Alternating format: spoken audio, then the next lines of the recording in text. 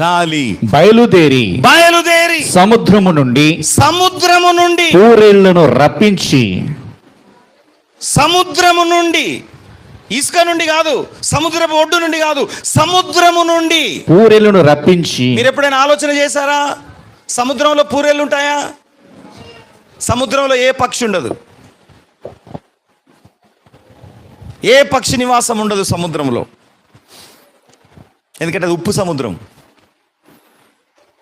మరి సముద్రములో నుంచి పూరేళ్ళని రప్పించాడు. హలో, ఇజ్రాయేలు ప్రజలు తినడానికి మళ్ళీ సృష్టించాడు ఆ సముద్ర జలాల్లో నుండి. ఇంకా నమ్మతలేరు ఎవరు. దేవుడు మొట్టమొదటగా పక్షులను పుట్టించినప్పుడు ఎక్కడి నుంచి పుట్టించాడు? రెక్కలు గల ప్రతి జాతి పక్షిని జలములలో నుండి కలుగజేశాడు.